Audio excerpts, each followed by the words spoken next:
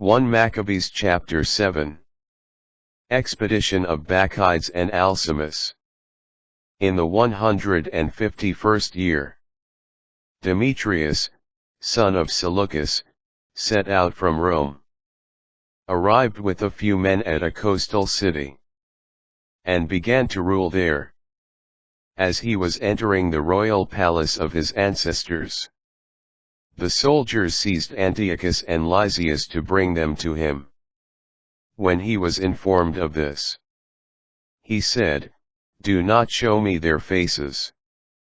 So the soldiers killed them, and Demetrius assumed the royal throne. Then all the lawless men and renegades of Israel came to him. They were led by Alcimus, who desired to be high priest.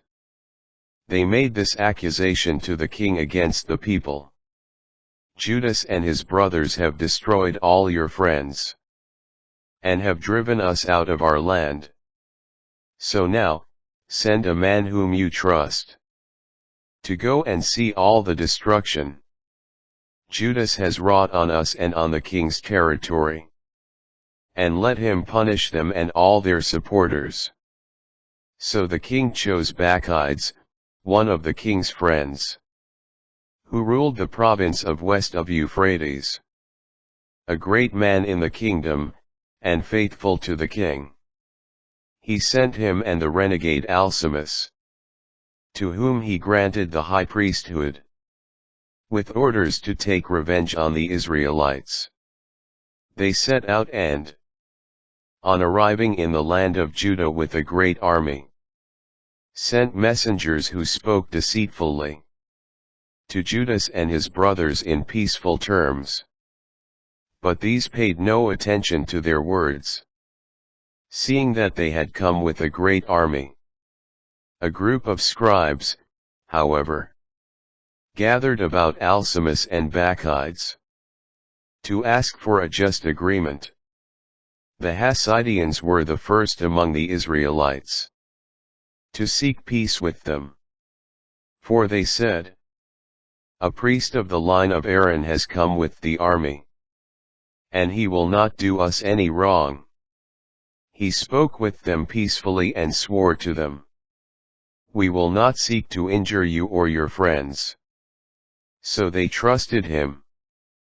But he arrested 60 of them and killed them in one day, according to the words that he wrote: "The flesh of your faithful, and their blood they have spilled all around about Jerusalem." And no one was left to bury them. Then fear and dread of them came upon all the people, who said, "There is no truth or justice among them." They violated the agreement and the oath that they swore. Bacchides withdrew from Jerusalem, and camped in Bethzaith. He had many of the men who deserted to him arrested, and some of the people. He killed them and threw them into a great cistern. He handed the province over to Alcimus, leaving troops to help him, while he himself returned to the king. Alcimus struggled to maintain his high priesthood, and all those who were troubling the people gathered about him. They took possession of the land of Judah, and caused great distress in Israel. When Judah saw all the evils that Alcimus and those with him were bringing upon the Israelites, even more than the Gentiles had, he went about all the borders of Judea and took revenge on the men who had deserted, preventing them from going out into the country.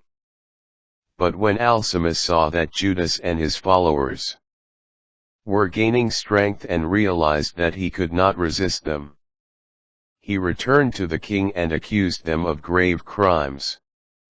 Defeat of Nicanor. Then the king sent Nicanor, one of his honored officers, who was a bitter enemy of Israel, with orders to destroy the people. Nicanor came to Jerusalem with a large force, and deceitfully sent to Judas and his brothers this peaceable message: Let there be no fight between me and you. I will come with a few men to meet you face to face in peace. So he came to Judas. And they greeted one another peaceably. But Judas' enemies were prepared to seize him. When he became aware that Nicanor had come to him with deceit in mind, Judas was afraid of him and would not meet him again.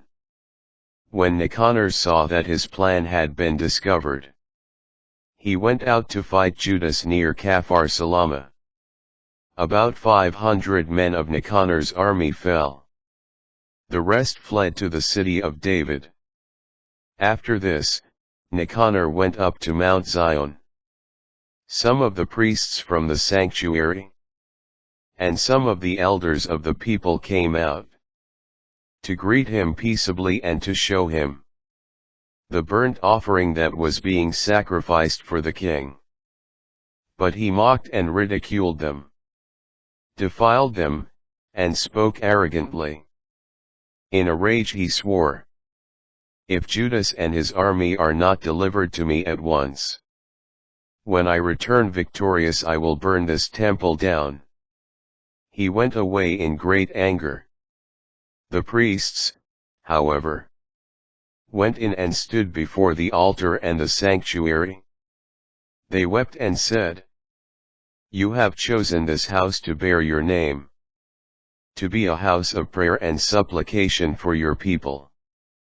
Take revenge on this man and his army, and let them fall by the sword.